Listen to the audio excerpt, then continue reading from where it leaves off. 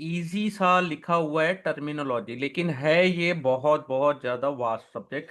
आपका अगर basic clear नहीं है, अगर आप बेस नहीं जानते, फंडामेंटल हो सकता है कि नहीं जानते अपन, कोई बात नहीं, लेकिन इस वर्कबुक से अगर आप जितना चैप्टर 3 का रिवीजन करेंगे, जितना चैप्टर 3 को रिवाइज करेंगे, ट्रस्ट मी, आपका एक कॉन्फिडेंस लेवल भी बढ़ेगा, नॉलेज भी बढ़ेगा, एग्जाम में तो काम आएगा ही आएगा।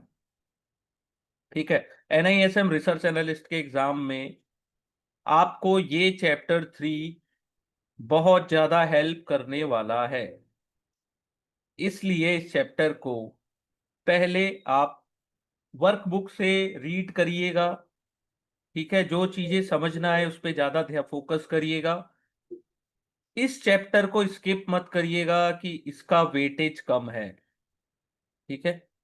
तो अपन इसमें क्या क्या पढ़ेंगे? Terminology used in equity market, depth market, different type of bonds and their features. Bonds के फीचर्स और टाइप ऑफ बॉन्ड्स अपन ने लास्ट क्लास में भी देखा है, लेकिन थोड़ा और डिटेल में यहाँ पे देखेंगे। तो सिक्योरिटी क्या होती है? सिक्योरिटी मार्केट क्या होता है? Enable investor to deploy their surplus fund. जिनके पास सरप्लस फंड होता है वो क्या करते हैं? इन्वेस्ट इन्वेस्ट करते हैं इंस्ट्रूमेंट जिसका प्री डिटरमाइंड फीचर्स होता है। ठीक है। इशूड होता है अंडर रेगुलेटरी सुपरविजन, जैसे सेबी। मोस्ट केस लिक्विड होता है in secondary market. Two broad type of securities are equity and डेब्ट। बिजनेस आपका है, आपको कैपिटल की जरूरत है to fund its operation and expansion. तो आप इन दो टाइप के सिक्योरिटीज में चॉइस कर सकते हैं, आपके ऊपर है। अगर आपको इक्विटी कैपिटल चाहिए, equity capital capital is available for company to use as long as it needed. जितनी लंबे समय के लिए जरूरत है आप इक्विटी कैपिटल को यूज कर सकते हो। लेकिन डेप्ट कैपिटल, डेप्ट क्या होता है? यानी बॉन्ड्स, उस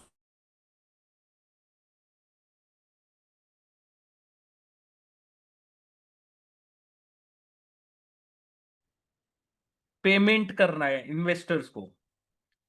इक्विटी इन्वेस्टर के पास कोई फिक्स रिटर्न नहीं होता, कोई फिक्स रिटर्न नहीं होता, रिटर्न ऑफ प्रिंसिपल इन्वेस्टेड। डेप्ट इन्वेस्टर्स जो होते हैं या बॉन्ड के, उनका फिक्स रेट ऑफ इंटरेस्ट होता है, return of principal at maturity होता है।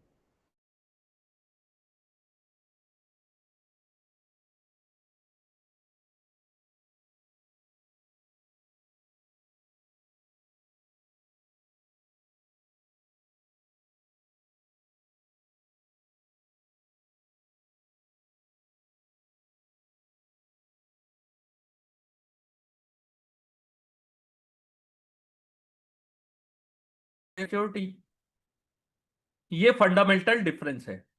ठीक है।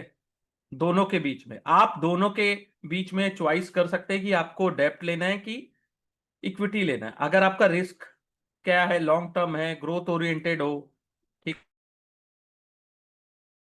है।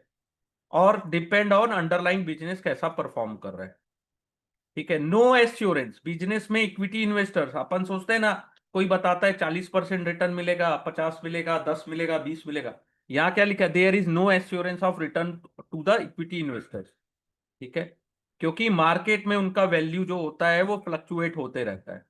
ठीक है। डेप्ट में क्या होता है? चाहे मार्केट कहीं भी जाए, उनको तो लोअर रिस्क है, इनकम ओरिएंटेड है, उतना तो पैसा आपको देना ही पड़ेगा। ठीक है। लेकिन बिजनेस कब तक आपको, डेप्ट में क्या है कि कब तक आपको प्रॉफिट मिलेगा? जब तक बिजनेस प्रॉफिटेबल है। हो सकता है कि डेप्ट या बॉन्ड्स आपके डिफॉल्ट कर दे पेमेंट में। ठीक है। और residual benefit of deploying capital in a profitable business go to equity investors. Profitable business में किसके पास जाती है? इक्विटी इन्वेस्टर्स के पास। ठीक है। रिटर्न इक्विटी में ज्यादा होता है एज कंपेयर टू डेप्ट। ठीक है।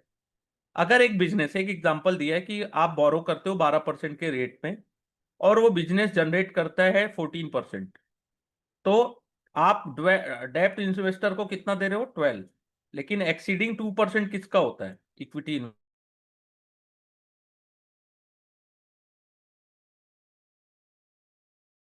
रिस्क लेना चाहते हो, कितना एक्सेप्ट करना चाहते हो रिस्क। ठीक है। आपको हायर रिटर्न चाहिए तो आप ज्यादा रिस्क लेके इक्विटी इन्वेस्टमेंट कर सकते हो।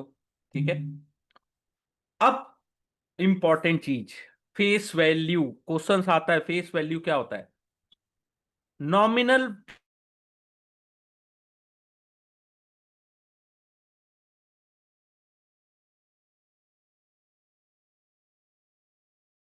₹100 में। तो क्या है ये फेस वैल्यू क्या होता है? कि इक्विटी कैपिटल ऑफ एक company. Yes yes yes yes, question आया, अच्छा लगा मुझे। यस। एक्चुअली आपकी आवाज ब्रेक हो जा रही सर बीच में अच्छा बहुत वो, बार। अच्छा वो, तो अभी फेस वैल्यू का इंट्रोडक्शन चला गया, सो दैट्स व्हाई। इसका इंट्रोडक्शन। फेस वैल्यू का अभी। अच्छा फेस वैल्यू का। हाँ मे भी, क्योंकि आज पानी गिरा है इधर भी, तो मे भी थोड़ा सा होगा, मैं रिपीट कर देता हूँ। ओके। तो फेस वैल्यू क्या है? Nominal price of shares known as face value. The equity capital of company is calculated by number of shares issued by its face value. जैसे कंपनी ने इशूड किए 1 लाख शेयर्स, ठीक है, फेस वैल्यू उसकी कितनी है? ₹10। तो टोटल इक्विटी कैपिटल कितना हुआ? ₹10 लाख, क्योंकि 1 लाख शेयर इंटू 10। ठीक है। शेयर में भी issue to investor at the face value. Share आप चाहो ₹10 में इशू कर सकते हो, ₹10 से ज्यादा में करोगे तो प्रीमियम। ₹10 फेस वैल्यू, उससे ज्यादा हम करोगे तो प्रीमियम। लेकिन फेस वैल्यू से लोअर में डिस्काउंट दोगे तो डिस्काउंट। ठीक है। फेस वैल्यू ₹10 है, लेकिन वो कब तक चेंज नहीं होती? Unless the face value of company share does not usually change unless the company decide to split और कंसोलिडेट। स्प्लिट मीन्स कि ₹10 एक फेस वैल्यू है, उसको डिवाइड, यानी कि अपन ने डिवाइड कर दिया, तोड़ दिए। तो हो सकता है अब 1/10 कर दिया तो ₹1 हो गई फेस वैल्यू। जैसे अब ₹10, यहां पे एक एग्जांपल है कि ₹10 फेस वैल्यू थी, हम कंपनी ने डिसाइड किया कि उसको 1/5 कर देते हैं अपन, तो नई फेस वैल्यू ₹2 आ गई। ठीक है। और जो शेयर वन वन शेयर आपने होल्ड किया था, 5 शेयर आपने होल्ड किया, लेकिन इससे क्या है? या अच्छा, आवाज कट रही है, लेकिन अभी नेटवर्क का थोड़ा हो सकता है। अ, मैं आप लोगों को अनम्यूट कर देता हूं, जिनको अगर आवाज थोड़ी सी प्रॉब्लम होगी प्लीज शेयर विथ मी, क्योंकि ये बहुत इंपॉर्टेंट चैप्टर है। मैं इसको स्किप नहीं कर सकता, या आवाज के कारण ऐसा ना हो कि ये चैप्टर आप लोग मिस कर जाएं। रिकॉर्डिंग में तो आवाज आएगी, लेकिन रिकॉर्डिंग मैं नहीं चाहता। आप डायरेक्टली फेस टू फेस में से जो क्वेश्चंस हैं वो क्लियर करेंगे। तो मैंने आप लोगों को अनम्यूट कर लिया है, जिनको भी ऐसी कोई प्रॉब्लम होगी प्लीज एक बार मुझसे डिस्कस कर लीजिएगा। बाकी यहाँ नेटवर्क तो सही बता रहे हैं, जियो का भी नेटवर्क सही बता रहा है। बाकी देखते हैं। ठीक है। तो फेस वैल्यू क्यों इंपॉर्टेंट है? फेस वैल्यू से क्या होता है कि मार्केट वैल्यू चेंज नहीं हो जाती। आपके पास ₹1000 है, ₹1000 के शेयर है, 10 शेयर है। ठीक है। अब डिवाइड किया तो 1/5 हो गया। मार्केट वैल्यू तो उसकी ₹1000 रही। हो सकता है कि आपके पास 10 शेयर से आज 50 शेयर हो गए, तो वैल्यू चेंज नहीं होती स्प्लिट से। ठीक है। लेकिन स्प्लिट करना फेस वैल्यू के लिए क्या होता है? पेएबल। फेस वैल्यू के अकॉर्डिंग ही डिविडेंड पेड किया जाता है। और डिविडेंड किस पे मेंशन होता है? परसेंटेज टर्म में। 100% डिविडेंड देगी कंपनी बोलती है। ठीक है। जिनको नहीं पता होता, जो नॉर्मल रिटेलर्स हैं, या बहुत से लोगों को नहीं पता, 100% डिविडेंड, तो लोगों को लगता है कि शेयर की वैल्यू चल रही है 200, तो 100% वैल्यू मिलेगी।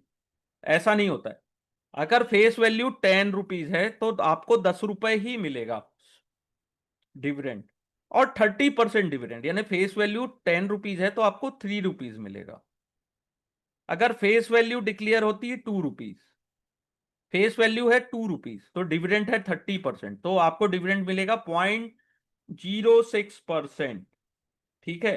फेस वैल्यू के परसेंटेज में आपको डिविडेंड मिलता है। ठीक है, क्लियर? या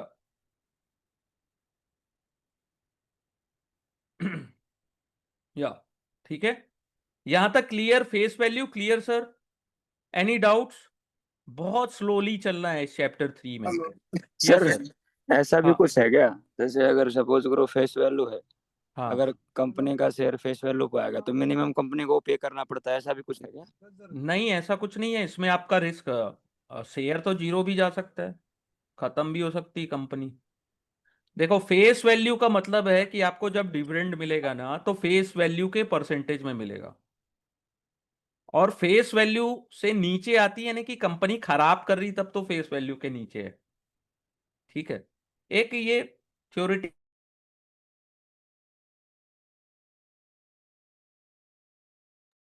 तो मतलब ओनली फेस वैल्यू सर उसी पर्पज के लिए, ओनली डिविडेंड के लिए, बाकी कोई यूज नहीं?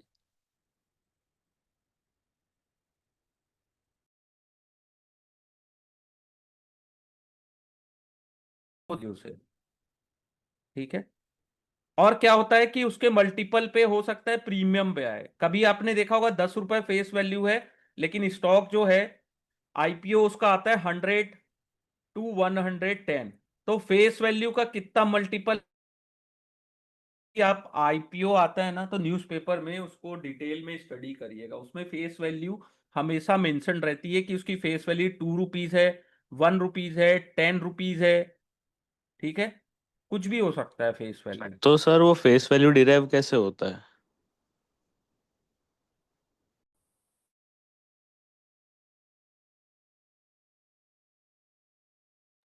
आवाज नहीं आ रही। सर आवाज बहुत ब्रेक हो रही है। आवाज ही नहीं आ रही बिल्कुल।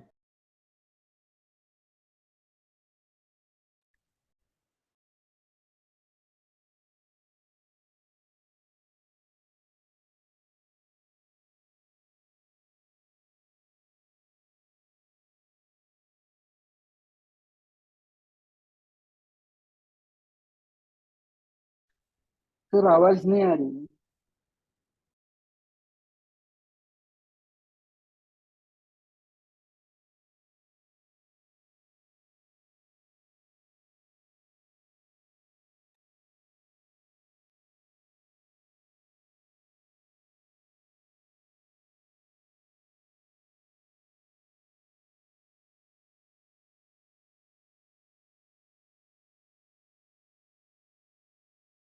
अब आवाज ठीक आ रही है क्या?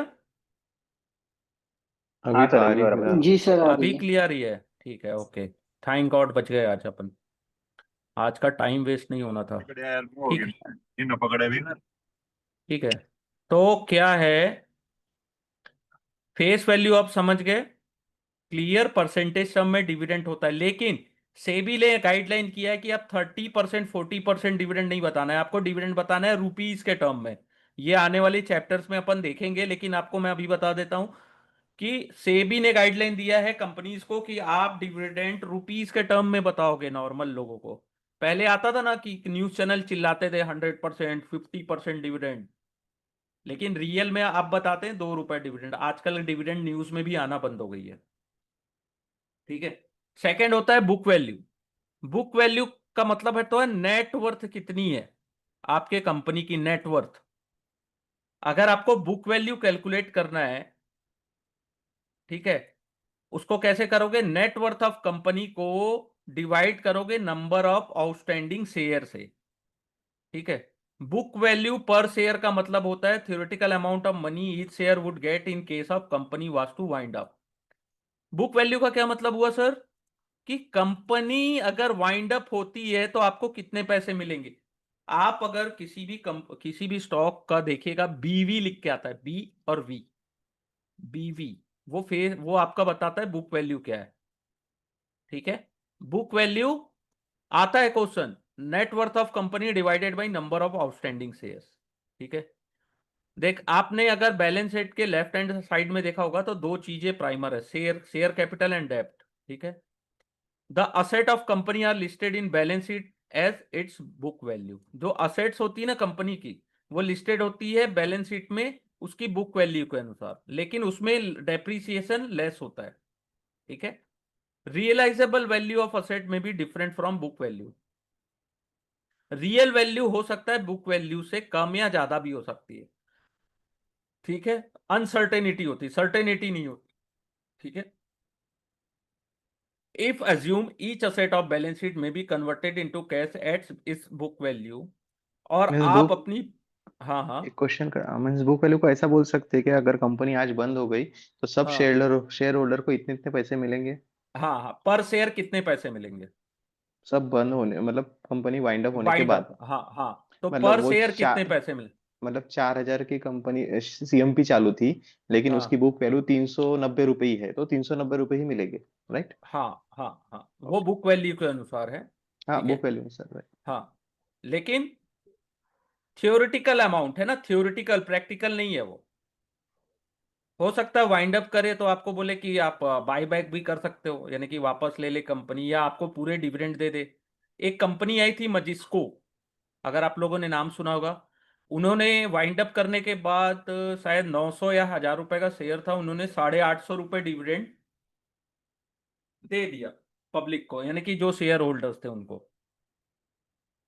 आप तो केवल उनकी फेस वैल्यू बस बची थी। देखिए अब ये नाम था, अभी चेंज अभी हो गया। बीच में भी एक कंपनी का हुआ था ना, 6 रुपए या 3 रुपए फेस वैल्यू थी, बुक वैल्यू। वो हाँ लेकिन उसका वैल्यूएशन निकल रहा था 6 साढ़े 6 लाख रुपए समथिंग। वो हाँ, दिन नहीं में वो, एक। हाँ, वो अलग अब चीज है सर, हाँ हाँ। अच्छा अच्छा। ये- वो अलग चीज है, लेकिन ये मैंने आपको प्रैक्टिकल नॉलेज के लिए बताया है, इसमें कंफ्यूज मत होइएगा। Book okay. वैल्यू मतलब होता है नेटवर्थ कितनी है आपके कंपनी की, ठीक है। अगर मैं ना इस बुक्स, इस वर्क बुक के बाहर अगर आपको मैं एग्जांपल बताऊंगा ना, तो आप एग्जाम टाइम में हो सकता है कंफ्यूज हो जाओ। इसलिए मैंने ना ये, यानी कि ये ट्राई करता हूँ कि इस बुक में जितनी चीजें लिखी हैं उसी को मैं एक्सप्लेन करूँ, नहीं तो मैं इतने एग्जांपल बता सकता हूँ आप कंफ्यूज हो रहे सर बोल क्या रहे हो। ये सब हटाओ, आप आगे पढ़ाओ बोलोगे। इसमें सर एक ठीक है, क्वेश्चन था। हाँ हेलो सर, हाँ हाँ जैसे ही बताइए। Current market price multiplied with number of shares, तो वो क्या हाँ, होता है? वो बुक वो वैल्यू होती मार्केट है। कैप होता है, वो वो मार्केट मार्केट कैप कैप होता है। है। तो sir yes sir, market cap और बुक वैल्यू में क्या फर्क हुआ फिर? बुक वैल्यू से ऊपर भी शेयर ट्रेड कर सकता है, नीचे भी ट्रेड कर सकता है, ये अभी अपन आगे देखेंगे, अभी अपन ने कवर नहीं किया है उसको। ठीक है। ठीक है, बुक वैल्यू अलग चीज होती है, मार्केट कैप अलग चीज होती है। इंटर और भी बहुत सारी टर्मिनोलॉजी, ये चैप्टर 3 खत्म होते ही आपको उसके पूरे के पूरे रिप्लाई मिलेंगे, पूरे पूरे पूरे आंसर मिल जाएंगे। बस आपको ये समझना है कि बुक वैल्यू क्या है, मीन्स कंपनी की नेटवर्थ कितनी है, और वो नेटवर्थ पर शेयर कितनी है, ठीक है। अगर आप पूरे लाइबिलिटी को ऑनर कर देते हो, बैलेंस शीट में जितना है बुक वैल्यू उसको कन्वर्ट कर लेते हो कैश में, उसके बाद जितनी उधारी है लाइबिलिटी उसको पेड कर देते हो, तो कैश इक्विवेलेंट टू नेटवर्थ, जो बचता है वो शेयर होल्डर्स का होता है, ठीक है। अब कंपनी की लाइबिलिटी मीट होने का डिपेंड करता है कि आपकी असेट्स की वैल्यू क्या है। असेट्स की वैल्यू नहीं रहेगी तो हो सकता है आप लाइबिलिटी भी पेड ना कर पाओ, ठीक है। तो ये होती है बुक वैल्यू, आपके पास असेट्स कितने हैं, ठीक है। असेट्स हैं तो उसकी वैल्यू भी होनी चाहिए, तो वो सब कैलकुलेट करके बुक वैल्यू निकाला जाता है। फिर होता है मार्केट वैल्यू, जैसे आपने बताया ना, this is the market price of a share. Market price value of entire equity of companies term as market cap, ठीक है। Market price into, sorry, multiply by the total number of outstanding shares, ठीक है। तो market value of share depend upon host of factor, जैसे company का performance कैसा है, market sentiment कैसा है, लिक्विडिटी कैसा है, और बहुत सारे फैक्टर होते हैं। आपने देखा होगा डेली शेयर्स ऊपर नीचे होते रहते हैं, क्यों? क्योंकि उनका सेंटीमेंट, परफॉर्मेंस कंपनी का, या कोई अच्छी न्यूज खराब न्यूज आते रहती है। फिर होता है रिप्लेसमेंट वैल्यू, ठीक है। अगर एक एग्जांपल, कंपनी है जैसे रिलायंस, आज उस कंपनी को आप बनाना चाहते हो सेम रिलायंस जैसी कंपनी, सेम उसका इंफ्रास्ट्रक्चर हो एज इट इज, तो आपको कितना कॉस्ट लगेगा? सेम रिलायंस जैसी कंपनी, या सेम एक आईफोन, ठीक है, एप्पल जैसी कंपनी आप अगर बनाना चाहते हो, तो आज के डेट में कितना कॉस्ट लगेगा, इंफ्रास्ट्रक्चर, प्लांट, सभी चीजों को इंक्लूड करके, तो उसको बोलते हैं replacement cost. Of existing firm, ये याद रखिएगा। रिप्लेसमेंट कॉस्ट से भी क्वेश्चन आते हैं, बुक वैल्यू से तो आते ही आते हैं। फिर होता है इंट्रिंसिक वैल्यू, ठीक है। Intrinsic value of assets is the present value of expected free cash flow from the assets, कितना फ्री कैश फ्लो हो सकता है, ठीक है। तो इंट्रिंसिक वैल्यू अगर सिंपल टर्म में समझा जाए तो intrinsic value of equity share is the discount value of future benefit to the investors.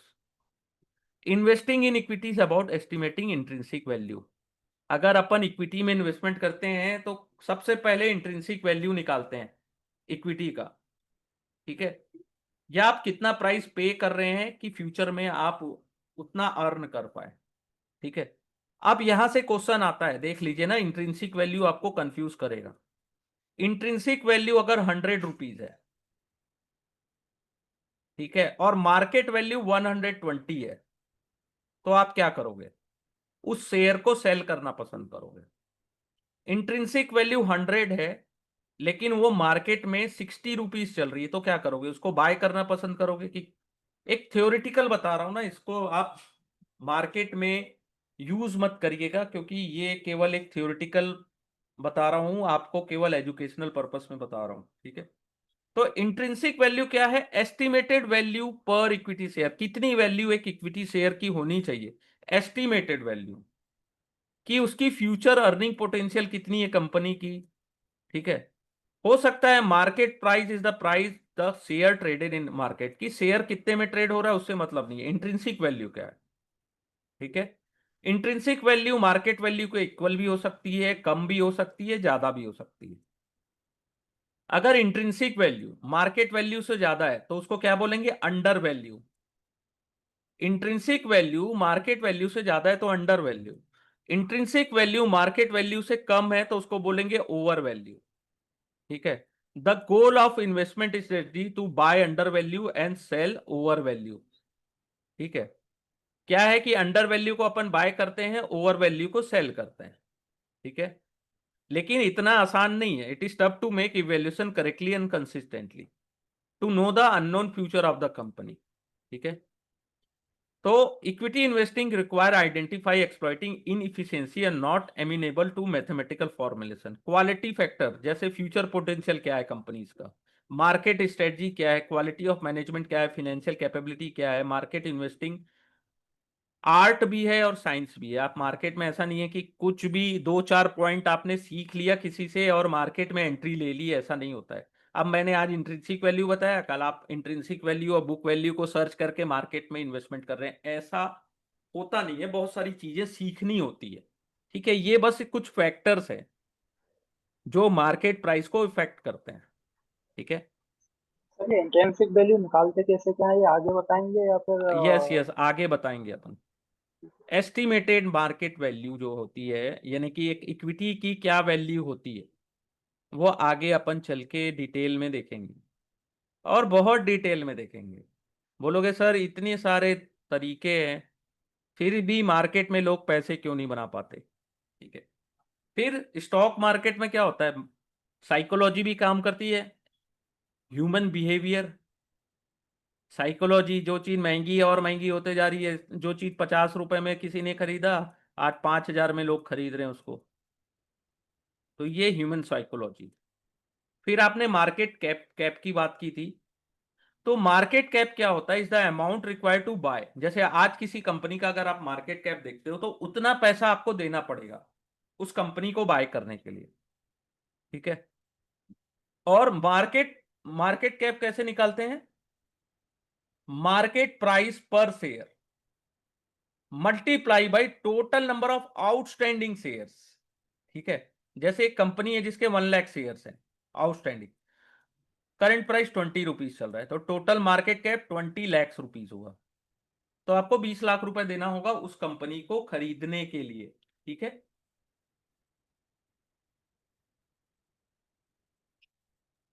Hello sir.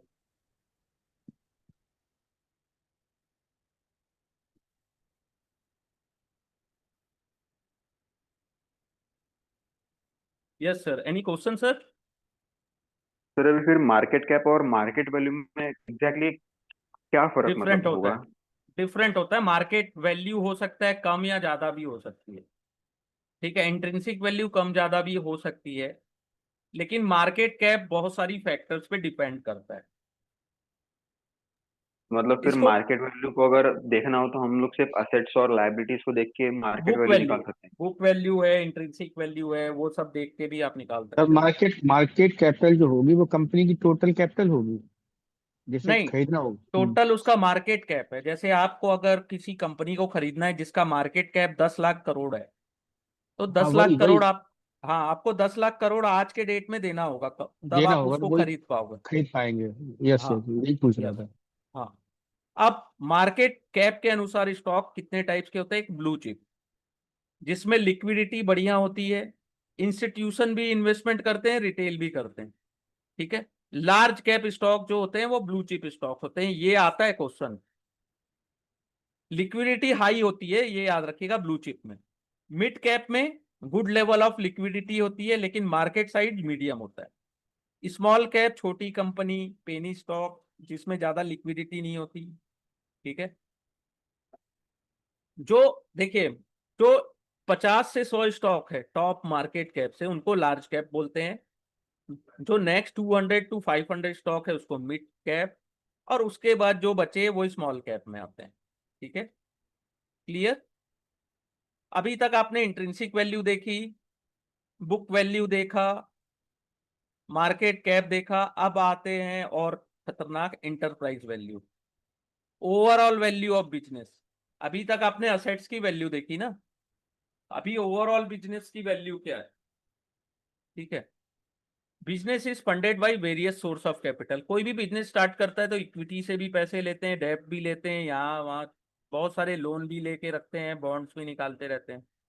तो इंटरप्राइज वैल्यू क्या है? Value of common equity plus value of non controlling interest plus value of prefer capital plus डेब्ट minus cash, cash equivalent and financial investment. ये formula है। अब मत पूछना ये फॉर्मूला ही क्यों है, ठीक है, ये फॉर्मूला है। अब देखो एग्जांपल से देखते हैं। और वैल्यू ऑफ इंडिविजुअल कंपोनेंट उसके फेयर मार्केट वैल्यू के अनुसार होती है। तो फेयर मार्केट वैल्यू आपको अनलिस्टेड सिक्योरिटीज की नहीं मिलेगी, एंड बैंक डेब्ट्स की, ठीक है। तो कुछ आपको प्रॉक्सी यूज करना पड़ेगा फेयर मार्केट वैल्यू के लिए, अगर नहीं मिल रहा है तो। जैसे कॉमन इक्विटी है 12 करोड़, प्रीफर कैपिटल 8 करोड़, डेब्ट है 6.4, कैश है 2.5 and financial instrument 1.4। Total market cap है आपका 34 करोड़, क्योंकि 340 रुपए स्टॉक ट्रेड कर रहा है, 10 लाख उसके शेयर्स हैं, फेस वैल्यू 10 रुपए। आपको सब पता है। यहाँ पे ये एग्जांपल से कई बार केस स्टडीज आती है एग्जाम में, तो इसको अच्छे से देखना है ना। मार्केट कैप हो गया, अब फॉर्मूले में पुट कर दीजिए। 34 करोड़ हो गया आपका मार्केट कैप, 8.5 हो गया प्रीफर कैपिटल, 6.4 हो गया डेब्ट आउटस्टैंडिंग, माइनस हो गया cash and equivalent and financial instrument. तो टोटल इंटरप्राइज वैल्यू आई आपकी 45 करोड़, ठीक है। ये कभी कभार ये क्वेश्चंस आते हैं, इसको समझना जरूरी है। इंटरप्राइज आपके बिजनेस की वैल्यू कितनी है टोटल, ठीक है। अब देखिए यहां से भी क्वेश्चन आता है, historical trailing and forward earning क्या होती है? अर्निंग क्या है? Profit. Earning are profit in business, ठीक है। Net profit are the profit available to the equity owners. जो नेट प्रॉफिट होता है किसके लिए अवेलेबल होता है? इक्विटी ऑनर्स के लिए। देखिए मैं ट्रस्ट मी मैं बता रहा हूं कि चैप्टर 3 में कोई एक लाइन भी आप स्किप नहीं कर सकते, कुछ भी आता है। Earning before interest and tax, EBIT किसका होता है? इक्विटी एंड डेब्ट होल्डर दोनों का होता है। EBITDA, earning before interest tax and depreciation and amortization किसका होता है? Earning available to business to replace its asset over a period of time, ठीक है। To serve both equity and डेब्ट, दोनों के लिए होता है। नेट प्रॉफिट होता है इक्विटी ओनर्स के लिए, इबिट होता है दोनों, इक्विटी एंड डेब्ट के लिए, इबिटा भी दोनों के लिए होता है, इक्विटी एंड डेब्ट होल्डर्स के लिए। प्रीवियस ईयर की अर्निंग को बोलते हैं हिस्टोरिकल अर्निंग। ये क्वेश्चन भी आया था सर, ठीक है, बहुत सारे स्टूडेंट बताते हैं ये क्वेश्चन आया। प्रीवियस ईयर की अर्निंग को बोलते हैं हिस्टोरिकल। ट्रेलिंग किसको बोलते हैं? ट्रायल चल रहा है, ट्रायलिंग 4 लास्ट 4 क्वार्टर, तो हो सकता है इस फाइनेंशियल ईयर के 2 क्वार्टर और लास्ट 2 ईयर के लास्ट 1 साल के 2 क्वार्टर, तो 4 लास्ट 4 क्वार्टर उसको बोलते हैं ट्रेलिंग। और आप जो अर्निंग एस्टिमेट करते हो उसको बोलते हैं फॉरवर्ड या future projection, forward earning. Clear sir? Any doubt यहाँ पे?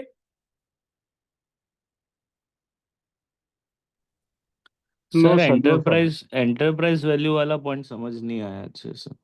एक बार उसको रिवाइज करिएगा। कुछ नहीं है, केवल एक फॉर्मूला है ये। उसमें अपने को ऐड क्या करना है, माइनस क्या करना है। बिजनेस की वैल्यू क्या है आपका एक एंटरप्राइज है, उसकी बिजनेस की वैल्यू क्या है। इसमें बहुत सारी चीजें क्या है कि एजम्पशन भी लेना पड़ता है, प्रॉक्सी भी लेना पड़ता है, ठीक है, जिसकी आपको फेयर वैल्यू नहीं पता है, और कुछ नहीं है। इसको और डिटेल में अभी आगे आएगा ये चैप्टर 8 में। बस इसको ये समझ जाइए एक लाइन में। Enterprise value means business value of पूरे बिजनेस की वैल्यू। मैंने बिजनेस किया, उसकी पूरी वैल्यू क्या है, ठीक है। अब देखिए इंपॉर्टेंट आ रहा है, अर्निंग पर शेयर। पर शेयर प्रॉफिट जो होता है, नेट प्रॉफिट, वो किसका होता है, मैंने आपको बताया, इक्विटी होल्डर्स का। तो पर शेयर कितनी अर्निंग कर रहे हो आप। EPS, earning per share, full form भी आता है कई बार। EPS equal to net profit divided by number of share outstanding, ठीक है। Net profit divided by number of share outstanding. Net profit आपका 10 लाख हुआ, आउटस्टैंडिंग शेयर थे 2 लाख, ईपीएस हुआ 5 रुपीज। अगर ईपीएस, हायर ईपीएस का मतलब होता है हायर प्रॉफिटेबिलिटी, बेटर अर्निंग, ठीक है। ईपीएस से आप डिसाइड कर सकते हो शेयर का प्राइस कहां जाए। प्रीवियस ईयर की ईपीएस क्या थी, इस साल की ईपीएस क्या है। ये क्लियर हुआ sir? EPS? Hello sir. Yes. Sir हमें लाइक अभी कौन सी कंपनी का आउटस्टैंडिंग अगर शेयर्स निकालने की कितने वो कंपनी के, तो हमें कहाँ से मिल सकता है वो डेटा एग्जैक्टली? आउटस्टैंडिंग उनके शेयर मतलब अभी लाइक मतलब उनके फाइनेंशियल स्टेटमेंट से मिलेगा कि कैसे मिलेगा? स्टेटमेंट में भी दिया रहता है, लेकिन आप गूगल भी करोगे तो मिल जाता है, ठीक है। ओके। लेकिन अपने को ना उतना आउटस्टैंडिंग शेयर देखने की जरूरत नहीं है। जो आज के डेट में मार्केट कैप होते हैं ना, वो आउटस्टैंडिंग शेयर और आपका जो प्राइस है उससे ही मल्टीप्लाई होके बनते हैं। तो आप उसके अकॉर्डिंग भी निकाल सकते हैं मार्केट कैप, ठीक है, divide by divided net by profit किया तो? नेट नहीं, divided by price. Price of price, हाँ, ठीक है, उससे आप निकाल सकते हैं। वो सॉरी, प्राइस आउटस्टैंडिंग ऑफ? हो जाएगा। हाँ, वो आउटस्टैंडिंग हो जाएगा। CMP current market price. हाँ, करंट मार्केट प्राइस ओके। जो है, जैसे आज किसी शेयर का प्राइस 100 रुपीज है, उसका मार्केट कैप कितना है, 10 लाख एक या 1 करोड़, हम्म तो उसको डिवाइड कर दो तो उतने आउटस्टैंडिंग शेयर्स आ जाएंगे। सर ये जो ओके। आउटस्टैंडिंग शेयर है, ये कंपनी के इंडिविजुअल जो इक्विटी होल्ड करती है वही शेयर रहते हैं क्या? क्या? जो मार्केट जो में आउट फ्री फ्लोट अवेलेबल है, फ्री फ्लोट अवेलेबल है। हाँ, वो जो फ्री फ्लोट वाले ही रहते हैं कैसे, मतलब हाँ, जो प्रमोटर के पास रहते वो नहीं रहते। नहीं, जो फ्री फ्लोट होते हैं, ठीक है, जिसपे आप ट्रेड कर सकते हो आउट, वो, तो ठीक है। मार्केट कैपिटलाइजेशन ये सिर्फ फ्री फ्लोट मार्केट कैपिटलाइजेशन का ही रहता है हाँ मतलब। हाँ, ये अभी अपन ओके। इसको अभी डिटेल में और देखेंगे, अभी केवल अपन थ्योरेटिकल देख रहे हैं यहाँ पे। आपको आने वाले चैप्टर्स में ना ये चीज और क्लियर हो जाएगी। फ्री फ्लोट क्या होता है, जो फ्री फ्लोट शेयर्स है किसके लिए अवेलेबल होते हैं, इसके भी आने वाले जो तो ये अपन यानी कि टोटल वर्कबुक है, मार्केट कैपिटलाइजेशन है, तो इसको फिर फ्री फ्लोट मार्केट कैपिटलाइजेशन ही बोला जाएगा क्या फिर? उसमें देखिए फ्री फ्लोट भी होता है, जो नहीं, मार्केट कैप नॉर्मली होती। जनरली वो दिखाते हैं, ऐप पे दिखाते हैं सर कि रिलायंस का ईपीएस में 16 तो लाख फ्री करोड़ फ्लोट वो 18 नहीं लाख होगा करोड़ ना, है। ईपीएस में तो टोटल नंबर ऑफ शेयर्स ही आएगा ना। आउटस्टैंडिंग मतलब तो, जैसे अभी रिलायंस का 18 लाख करोड़ का मार्केट कैपिटलाइजेशन दिखाता है, हाँ हाँ तो फिर वो मतलब एक्सेप्ट, मतलब जो अंबानी के पास समझ लो 51% है, 51%, मतलब ये हाँ, जो 18 लाख करोड़ ये 49% वाला है क्या? नहीं, वैसा नहीं है। अगर नहीं, मैं वो उसमें चले टोटल जाऊं, मार्केट कैप ही होता है, और हाँ outstanding shares means, I mean what I understand is कि total numbers of shares issued by the company. इस पे आप कंफ्यूज हो जाओगे। इसको अभी आने वाली जो स्लाइड्स है ना, जिसमें अपन मार्केट कैप देखेंगे, उसको उसमें मैं आपको एक्सप्लेन इसको डिटेल में कर दूंगा। नहीं तो अभी ये जो टॉपिक है अभी अपन जो कवर करने वाले हैं ना, इसमें आप पूरा कंफ्यूज हो जाओगे। Hello yes yes. Sir, can you please explain मतलब number of outstanding shares in just one sentence? सिर्फ एक सेंटेंस में बता सकते हो आउटस्टैंडिंग शेयर्स मतलब व्हाट? देखिए, हम्म। नेट प्रॉफिट कितना हो रहा है? 10 लाख। मार्केट कैप कितना है? मान लीजिए आपका मार्केट कैप है 10 लाख, ठीक है। हम्म। शेयर की प्राइस क्या चल रही है? 10 रुपीज। ओके इसको डिवाइड करोगे तो आउटस्टैंडिंग शेयर्स आ जाता है आपका, कितने शेयर आपके आउटस्टैंडिंग, ठीक है। Okay okay okay, got it. या इसको थैंक यू। इसमें अगर आप इसमें अगर आप यानी कि और डिटेल में आने वाले एक पीडीएफ में मैं आपको बताऊंगा, लेकिन अगर ओके, इसको मैं अभी समझाना शुरू करूंगा तो हो सकता है कि हमारा पूरा आज का क्लास आउटस्टैंडिंग या केवल ईपीएस में चला जाए। No problem sir, no problem, will discuss later on. Yes या नहीं नहीं, मैं वो ओके। नहीं बोल रहा हूँ। जैसे हम्म ये जो लिखा है ना, केवल अभी हम्म। केवल उतने में अगर अपन फोकस करें, क्योंकि इसमें अगर अपन लॉजिक लगाएंगे ना, बहुत सारा है, तो हम लोग की क्लास ना कम से कम 1-2 महीने चल सकती है। मैं ये टू बी फ्रैंक बता रहा हूँ। यस, हाँ, राइट राइट, उस कोई बात नहीं हाँ। सर। ओके। तो देखिए, जैसे फ्री फ्लोट शेयर्स होते हैं ना, अभी वो फ्री फ्लोट में भी अगर मैं आऊंगा तो क्या होते हैं? फ्री फ्लोट जो ट्रेडिंग के लिए अवेलेबल होते हैं, ठीक है। अब वो बोलेंगे सर फ्री फ्लोट, तो फ्री फ्लोट जो ट्रेडिंग के लिए अवेलेबल है। लेकिन अब आप आपको क्वेश्चंस करेगा कि सर अगर प्रमोटर्स के पास है तो वो फ्री फ्लोट होंगे कि नहीं? ठीक है। नहीं, वो नहीं होंगे। हाँ, तो वैसी जो आउटस्टैंडिंग शेयर्स है ना, उसी से मार्केट कैप डिसाइड होता है, ठीक है। अब जैसे बहुत से पीएसयू कंपनीज है, ठीक है। पीएसयू कंपनीज में क्या है? पब्लिक सेक्टर यूनिट्स में क्या है? मैक्सिमम होल्डिंग शेयर्स गवर्नमेंट की ज्यादा है। गवर्नमेंट की ज्यादा है, तो वो फ्री फ्लोट नहीं हुए ना। नहीं, 10% 20% ही रहता है उसमें हाँ फ्री फ्लोट। हाँ, तो वो जो फ्री फ्लोट है वो अलग हो जाता है, ठीक है। आउटस्टैंडिंग मीन्स होता है कि जैसे फ्री फ्लोट हो गया वो अलग हो गया, टोटल शेयर्स हुए, ठीक है। तो आपको बस ये देखना है कि नंबर ऑफ शेयर आउटस्टैंडिंग लिखा है कि नहीं लिखा है, बस। तो उसके अकॉर्डिंग मार्केट कैप डिसाइड होता है, ठीक है। कई बार क्या होता है, प्रमोटर्स अपने शेयर्स बेचते हैं तो कैसे लिक्विडिटी आती है, उनको सेलर्स नहीं मिलते हैं, तो क्या होता है? शेयर के प्राइस गिरना शुरू हो जाते हैं। कई बार बड़े प्लेयर्स आते हैं मार्केट में, वो बाय कर लेते हैं मार्केट से, तो क्या होता है? फ्री फ्लोट शेयर्स कम हो जाते हैं। तो थोड़ा ये कंफ्यूजिंग वर्ड्स है, लेकिन आने वाले क्लासेस में मैं उसको क्लियर करूंगा। बस ये मार्केट कैप समझ में आया कि नहीं, और ईपीएस, किसी ने क्वेश्चन नहीं पूछा कि सर मुझे ईपीएस समझ में आया कि नहीं। ईपीएस समझ में आ गया आप लोगों को? हाँ सर, समझ में।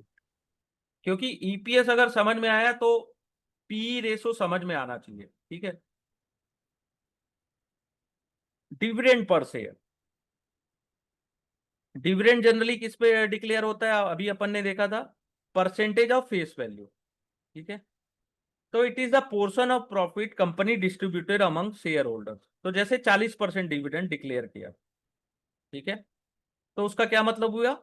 फेस वैल्यू का 40%, यानी 4 रुपीज हुआ, ठीक है। तो 4 रुपीज क्या हुआ? Dividend per share. क्लियर? इससे भी आता है question, dividend per share. Any questions dividend per share से?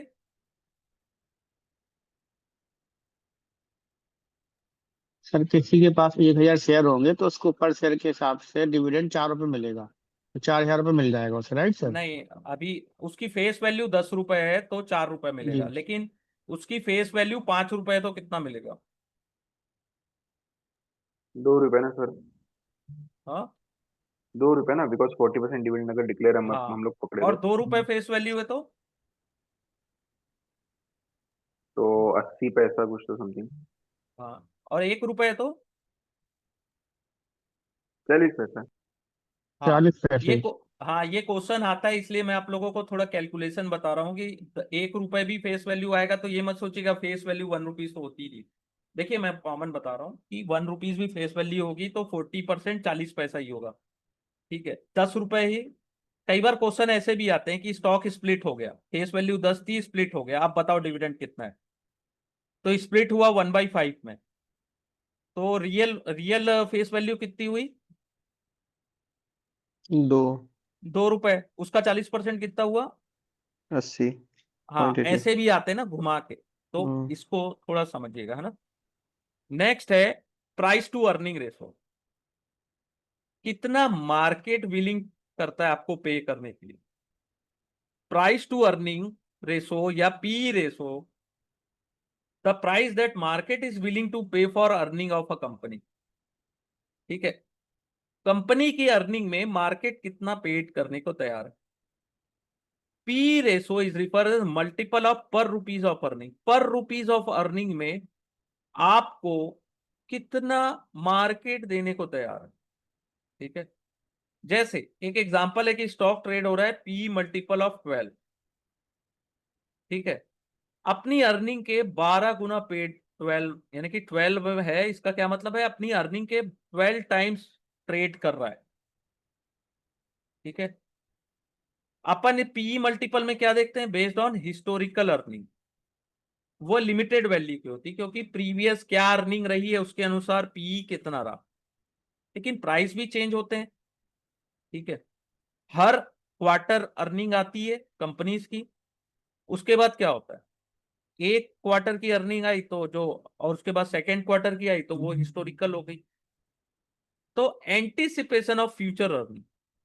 ठीक है, अपन एंटीसिपेट करते हैं कि आने वाले टाइम में मार्केट कितना पैसा देगा पर रुपीज ऑफ अर्निंग में। ठीक है, प्रोस्पेक्टिव पी या करेंट प्राइस कितना चल रहा है वो फ्यूचर अर्निंग को कितना डिस्काउंट करेगा। ठीक है, जैसे एक कंपनी है XYZ, वो ट्रेड हो रहा है 20 टाइम्स ऑफ 2014 अर्निंग, लेकिन 15 टाइम्स ट्रेड हो रहा है 2015 अर्निंग। ठीक है, जैसा उसके ऑर्डर बुक में दिया है। तो what they are saying that कि EPS is likely to be high, यानी कि अर्निंग पर शेयर बढ़ने वाला है। ठीक है, तो आप प्रीवियस अर्निंग से उसको कैलकुलेट नहीं कर सकते।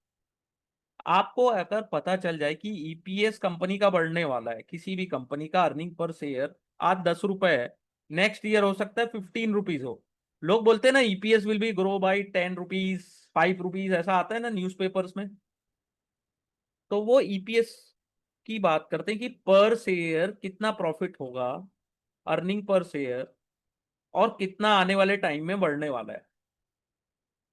ठीक है, बहुत सारे पब्लिकेशन रिपोर्ट यूज करते हैं पीई रेशो, लेकिन हिस्टोरिकल अर्निंग नंबर यूज करते हैं। फ्यूचर अर्निंग अवेलेबल नहीं होती है। ठीक है, क्योंकि उसमें बहुत सारे एजम्पशंस लगाने पड़ते हैं लोगों को।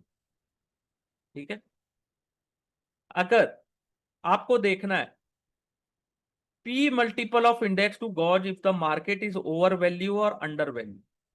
ठीक है, P multiple move high, P multiple high move करता है जब price run ahead of earning number, earning number से ज्यादा चल रहा हो, and market is willing to pay more and more पर रुपीज और अर्निंग। ठीक है, मार्केट को नहीं पता है, मार्केट करेक्ट है, व्हेन मार्केट करेक्ट और uncertainty about future earning increase, P multiple also drop. Market correct हो का मतलब क्या हुआ, मार्केट करेक्शन की बात कर रहे हैं यहाँ पे, या फ्यूचर अर्निंग के बारे में अनसर्टेनिटी आ गई, किसी स्टॉक के बारे में आपको पूछूं कि इसका क्या होने वाला है, नहीं पता सर, अनसर्टेन है, तो क्या करोगे, तो उसकी पी मल्टीपल भी ड्रॉप हो जाती।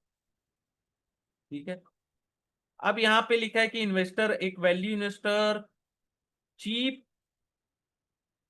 जो पी जिसकी कम होती है, यानी कि चीप किसको बोलता है, जिसकी पी लेवल लो है।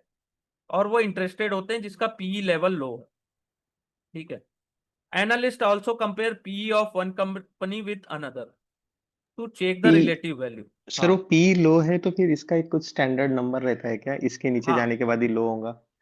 नहीं, वो कंपेयर करते हैं अपन दूसरे दूसरे सेम, जैसे आप आईटी कंपनी में एक एक इंफोसिस का या टीसीएस या बाकी एक नाम तो नहीं मतलब लेना इंडस्ट्री चाहिए था। इंडस्ट्री पी से कंपेयर करते हैं हाँ, सीधा सीधा। इंडस्ट्री के पी से नाम नहीं लेना था मेरे को, हाँ कई बार ठीक है। गड़बड़ हो, ठीक है। तो हाँ कंपेयर करते हैं अपन, ठीक है। ठीक है। जैसे फार्मा सेक्टर में आप देख लो, लेकिन लो है इसका मतलब नहीं है कि कंपनी बढ़िया है, ठीक है। जो लार्जर बड़े साइज की कंपनीज होती है ना, स्टेबल है कंपनी, लार्ज है, बड़ी कंपनी है, उसका पी हाई होता है, likely to be high as compare to another small player. जैसा मैंने अभी आपसे कंपेयर किया ना कि एफएमसीजी फार्मा की बड़ी कंपनीज को बाकी बाकी छोटे प्लेयर से कंपेयर करोगे तो उसके पी हाई ही होगा। राइट सर, डीमार्ट का बहुत हाई लेकिन है सर। हाँ, हाँ, हाँ, डीमार्ट का सबसे ज्यादा है। हाँ, तो ऐसा आपको देखना पड़ता है। पी एक बहुत इंपॉर्टेंट है। अगर एक ये पी रेशो के बारे में ही अगर बात करेंगे तो बहुत बड़ा टॉपिक है ये अपने में, और बहुत इंपॉर्टेंट। ईपीएस और पी से क्वेश्चन आते हैं बॉस, ठीक है, तो इसको भूल ना जाना। मार्केट प्राइस पर शेयर, मार्केट प्राइस पर share divided by earning per share, ये इसका फॉर्मूला है, इससे निकलता है पीई। और कई बार ईपीएस दे देगा, पी दे देगा, मार्केट प्राइस पूछ देगा, कैसे निकालोगे बताओ?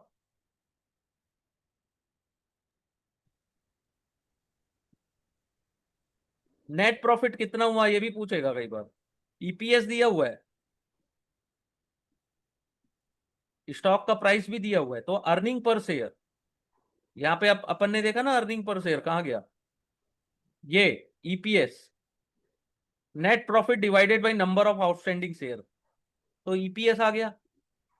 अब ईपीएस तो आप निकाल लिए, अब पी निकालना है तो मार्केट प्राइस पर share divided by earning per share, तो पी दे देगा, अर्निंग पर शेयर दे देगा, मार्केट प्राइस पूछेगा, बन जाएगा क्वेश्चन।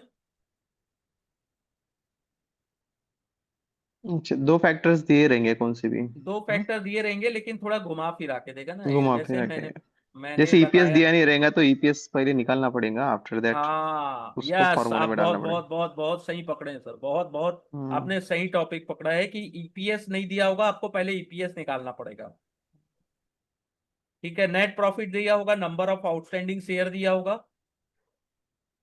ठीक है, मार्केट प्राइस दिया होगा, या मार्केट प्राइस, पी रेशो पूछेगा तो मार्केट प्राइस देगा, ईपीएस पहले निकालना पड़ेगा आपको।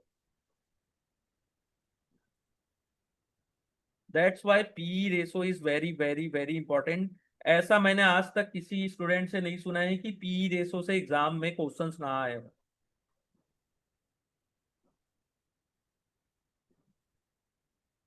या क्लियर सर, डाउट क्लियर? बताइए बताइए, यस नो कुछ भी बोल दीजिए चलेगा। अभी अभी तो सर फिर काफी डिफिकल्ट आ रही है।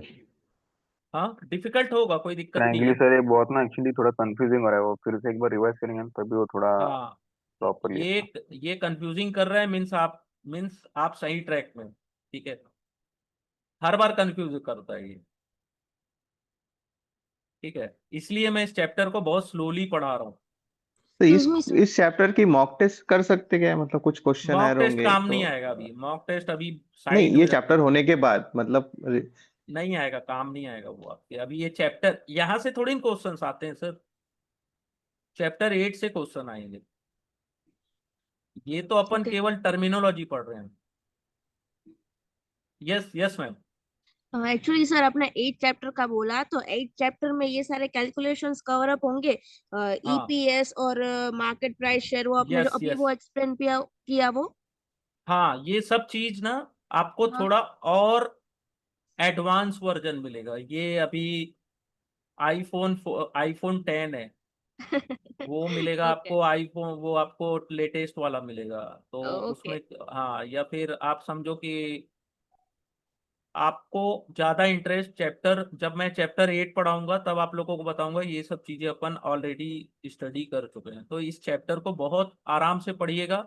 मेरे को Okay. कोई जल्दी नहीं है, मेरे पास बहुत समय है। मैं ना मैं मेरे साथ ऐसा नहीं है कि आपको मैं टारगेट दिया हूँ 15 डेज दिया हूँ, 2-3 क्लास और भी बढ़ा सकता हूँ, लेकिन एक जितने स्टूडेंट्स हैं सबको एक एक चीजें समझ में आनी चाहिए। हो सकता है बहुत से स्टूडेंट जानते भी हों ये सब चीजें, लेकिन मैं कहता हूँ रिवीजन कर लो, क्योंकि वहां पे थ्योरेटिकल नॉलेज पूछेगा, प्रैक्टिकल नॉलेज से उनको कोई मतलब नहीं है।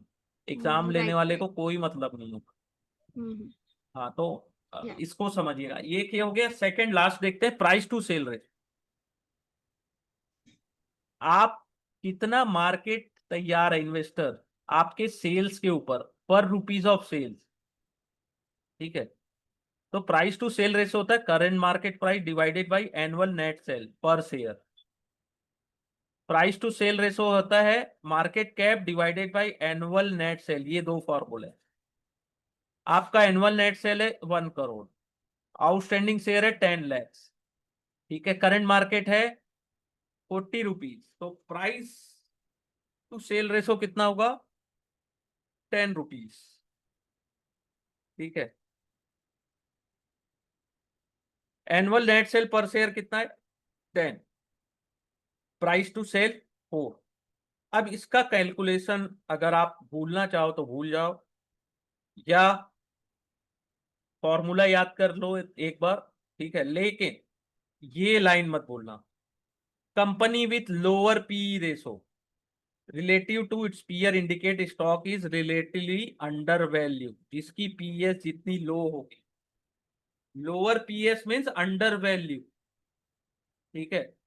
तो आपको क्या लग रहा है, कंपनी में फ्यूचर पोटेंशियल है, प्रॉफिट पोटेंशियल है, and the level of financial and risk can result in market assigning a premium or discount compared to its peers, ठीक है। a drop in revenue growth will be higher risk for this stock। अगर revenue growth भी drop हो गई तब खत्म हो जाएगी कंपनी, ठीक है। तो ये कौन सी कंपनी इसके लिए इंपॉर्टेंट है, ठीक है। PS ratio should be along with other data compare similar company in the industry before making a investment decision।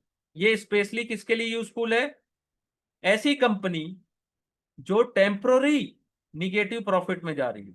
Life time negative थी उससे मतलब नहीं है, कभी थोड़ा बहुत लॉस हुआ है उसको, यानी कि 1-2 क्वार्टर 1-2 साल उसके खराब हुआ, ठीक है।